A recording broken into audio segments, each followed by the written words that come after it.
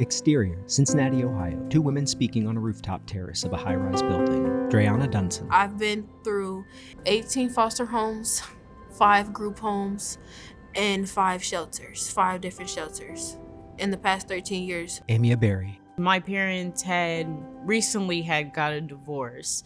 I would have bad thoughts and would end up actually here in Cincinnati Children's a lot. Aerial shot of Cincinnati Children's Medical Center. So that's when they decided that it would be better for me to go to the foster care system. Judith W. Dexheimer, PhD, Associate Professor, UC Department of Pediatrics. So there are about 470,000 children in foster care across the United States. And of kids in foster care, they have disjointed medical care.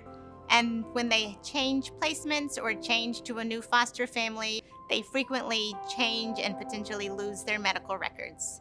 When your caseworkers drop you off, they don't give them the information that they need. They just let them know, hey, got this child, she's a female, she's this age, and we'll be bringing her in. Do you have any beds open? So I applied for an NLM grant. Laptop displays NLM's website. Text, National Library of Medicine Extramural Program. Because what the NLM is trying to do with health disparities and health disparities research fits directly into what we want to do with our care.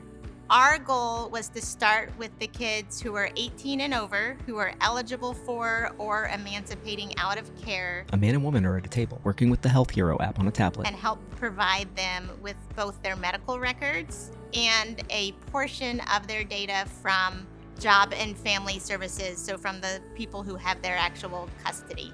So they could see their records, they could see their major diagnoses, their current medications, their immunizations, and then they could become stewards of their own data, but then they also had it in a form that they could take with them as they transitioned from pediatric to adult care. One of the reasons I used Health Hero was to set up my appointment for my pregnancy. I did not remember all my testing that I had done because I never had an actual copy of my insurance card. So my insurance card was on there and they can scan it and put it through their system. If you don't know your information by heart, it will be there for you to remember, and it just it helps. It shows you more information that you can learn outside of what people tells you. One of the great things about doing the funding through the National Library of Medicine is the primary focus was how to build an application with the end users involved in a novel way. Text, number 1, building app. Number 2, distribution. Number 3, evaluation. How to get it out to them so that they could put it in their hands again, and then how to evaluate whether or not they used it. A feature on Health Hero that was helpful to me was under immunization records. I was able to log in, look at my records, and print it out to get into nursing school. I grew up in the hospital, and that made me want to become a nurse because I would become very close to the nurse. I would just like to take care of people for the rest of my life if I ever get the chance.